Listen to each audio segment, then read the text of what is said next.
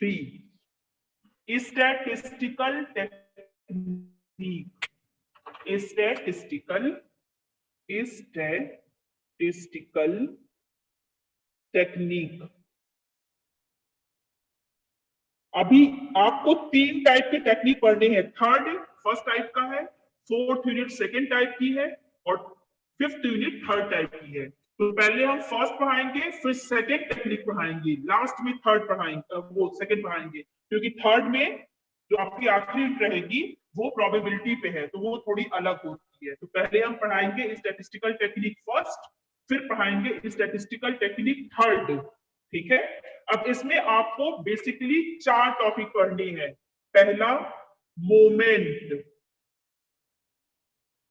दूसरा curve tracing, बहुत आसान है, सिर्फ कैलकुलेटर चलाना सबको आना चाहिए, बस सिर्फ कैलकुलेशन करना है। यहाँ एक फॉर्मूला दिया रहेगा, उसमें मान रख के जोड़ देना है। तीसरा कोरिलेशन, और आखिरी होता है रिग्रेशन, जिसमें ये पढ़ाएंगे सबसे पहले, उसी से रिलेटेड ये है, फिर उसी के आगे यहां बढ़ जाती है। मोमेंट बिल्कुल अलग है। इस पूरे यूनिट पे आपको 4 टॉपिक्स पढ़नी है, मोमेंट्स, कर्व ट्रेसिंग, कोरिलेशन और रिग्रेशन।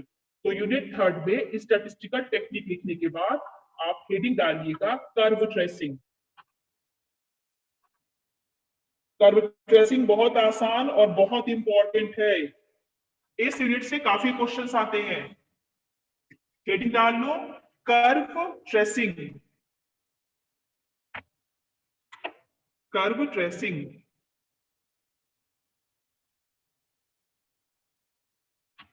अब इसमें पहले लिख लो फॉर्मूला, वो उसकी जो उसका डेफिनेशन होता है, फिर हम समझाते हैं कर्व ट्रेसिंग क्या होता है। कर्व ट्रेसिंग की डेफिनेशन लिखो।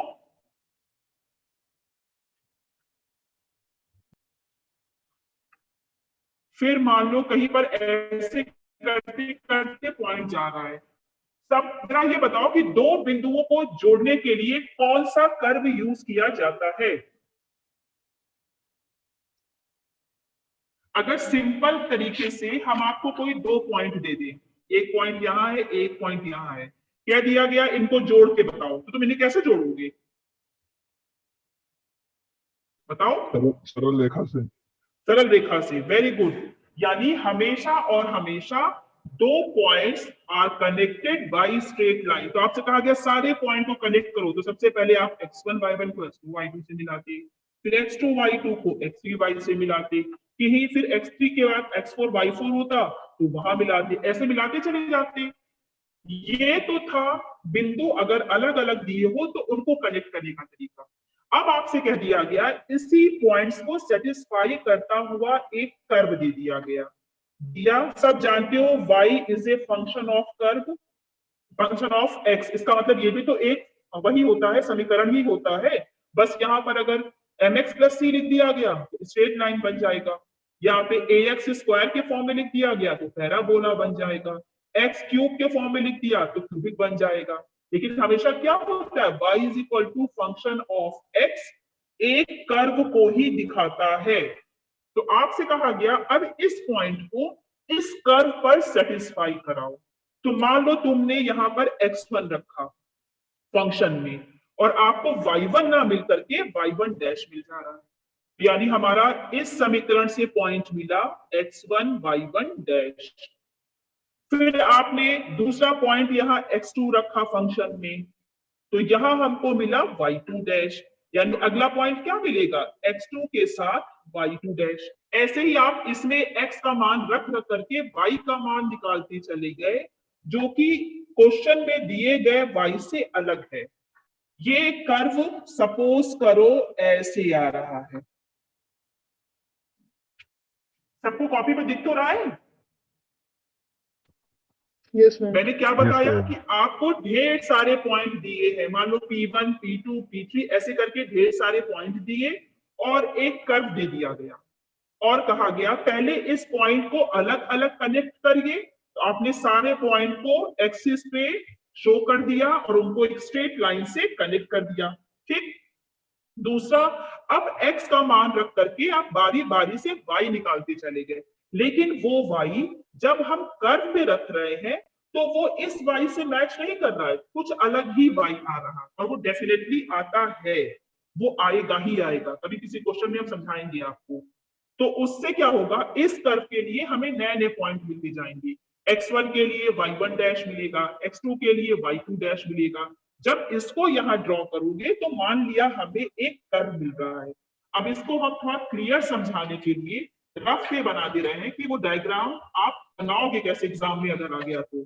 सबसे पहले एक कर्व बना लेना खूब गहरा सा, उस पे दूर दूर पॉइंट्स दिखा देना ऐसे। इसको मिलाना x1, ये है x1 y1, ये है x2 y2, ये है x3 y3, ये है x4 y4, ऐसे ही कई पॉइंट्स आएंगे, सबको मिला दिया। ये कौन सा कर्व था, y is equal to fx वाला। तो अब आप देखो, जो इस कर्व से xy मिल रहा है और जो क्वेश्चन में xy दिया है, उनके बीच में गैप आ रहा है कि नहीं, छोटा छोटा देख रहे हैं यहाँ, वो दोनों एक के ऊपर एक नहीं पड़ रही है, बीच में कुछ ना कुछ गैप मिल रहा है। देखो आ रहा है कि नहीं आ रहा है, यस मैम आ रहा है। उसी गैप को कहा जाता है एरर। अगर ये एग्जैक्ट सटीक इसके ऊपर ही आता तब तो जीरो एरर होता, लेकिन जो बीच में आपको सफेद सफेद स्पेस दिख रहा है, दैट इज कॉल्ड एरर। मान लिया पहला एरर E0 है, दूसरा एरर E1 है, तीसरा एरर E2 है, चौथा एरर E4 है, ठीक।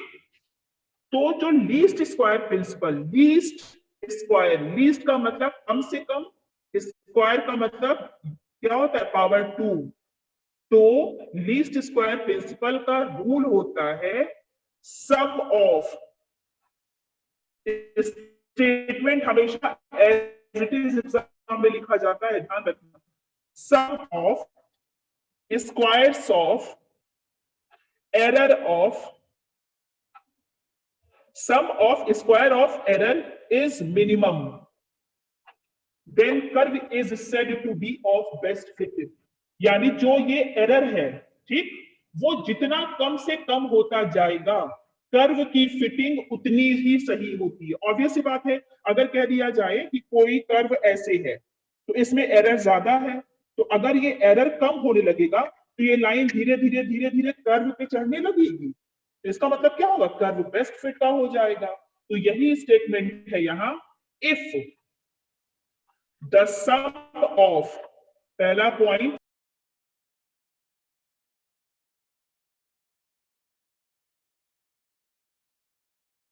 if the sum of square of error is minimum then the curve is said to be of best fit।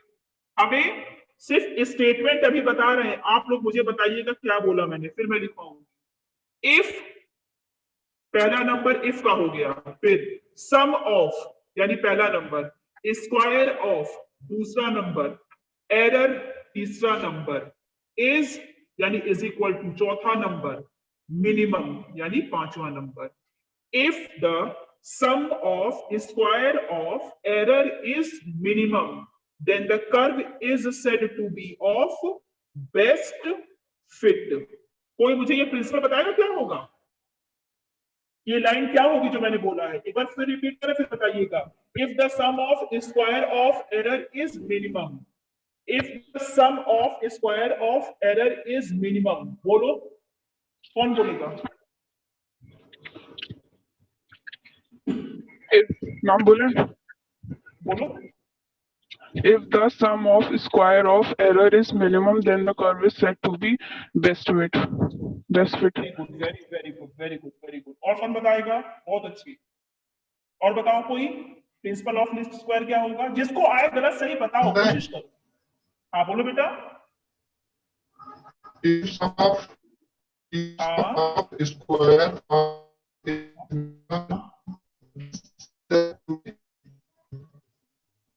चलो थोड़ा बहुत तो सूरज हम समझ ही गए, तुम थोड़ा बहुत हमें समझ में आ रहा है, आवाज हल्की की आ रही है, सही बोल रहे हो, वेरी गुड।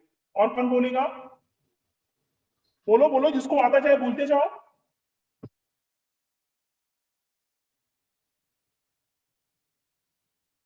कौन बोलेगा?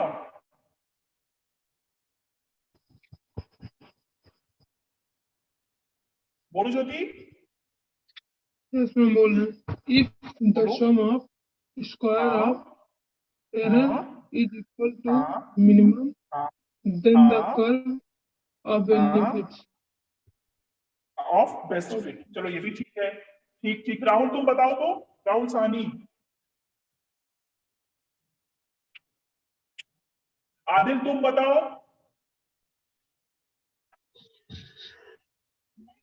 If the sum of equation of error is minimum, then the curve is said to be square of बेटा, स्क्वायर ऑफ, ठीक है, स्क्वायर वर्ग। ठीक, फिर से बोलो। if the sum of square of error is minimum, हाँ हाँ then the curve is said to be best हाँ fitting. ठीक है। सिद्धि तुम बताओ। If the sum of हाँ हाँ square of error is हाँ minimum, then हाँ curve said to be best fit. Very good. If sum of square of error is minimum, then the हाँ curve is said to benefit.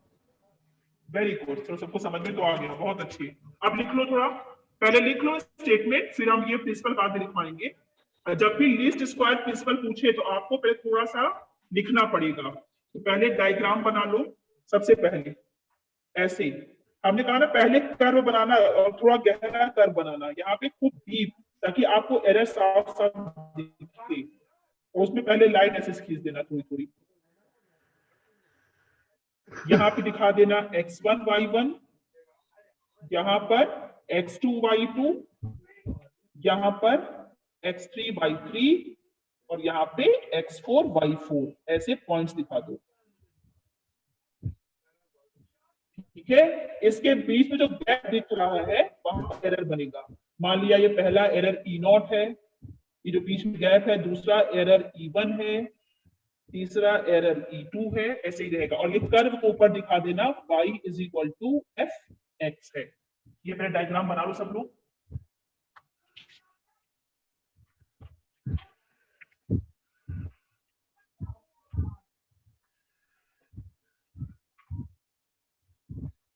अब थोड़ा लिख लो, diagram तो बना लोगे, लिखिए।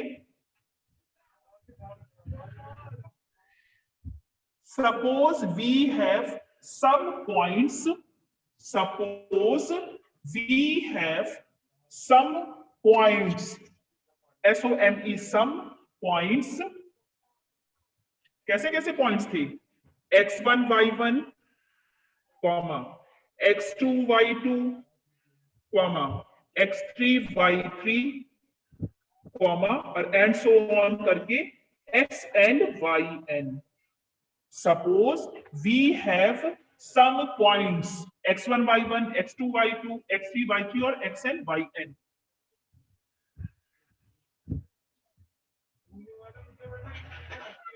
Full stop. It is required. It is required. REQUIRED. It is required.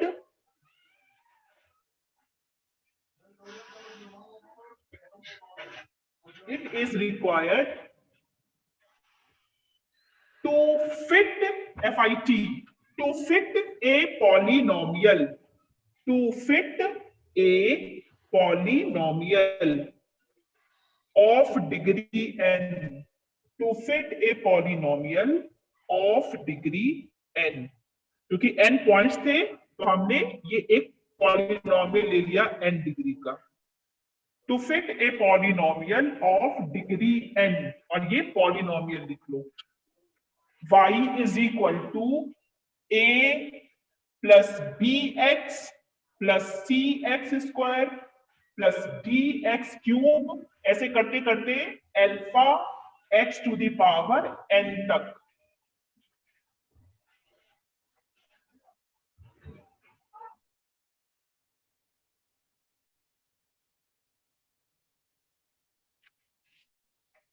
इसको equation 1 मान लेना।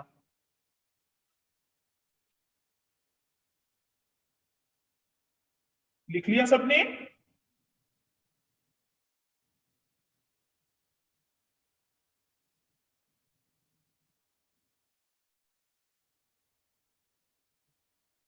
लिख लिया? Yes, ma'am. Yes, ma'am. अब आगे लिख लो. Now by putting the values of xi, now putting the values of xi's, देखो कॉपी में लिख दिए कैसे xi's लिखोगे, यानी x का मान. Now putting the values of xi's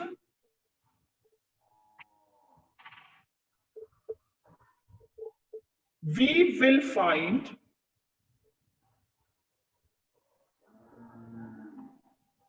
the values of y as follows. We will find the values of y as follows.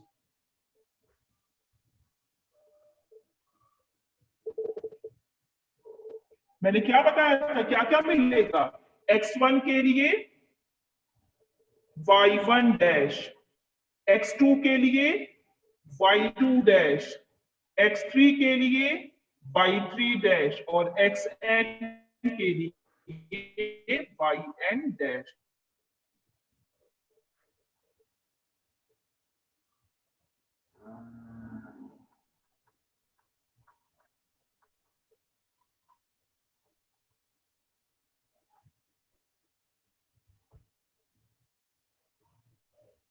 इतना समझ गए?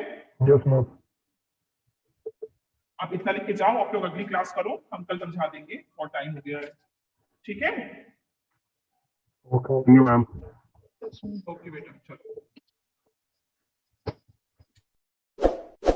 इस वीडियो को लाइक करें, हमारे चैनल को सब्सक्राइब कर बेल आइकन जरूर प्रेस करें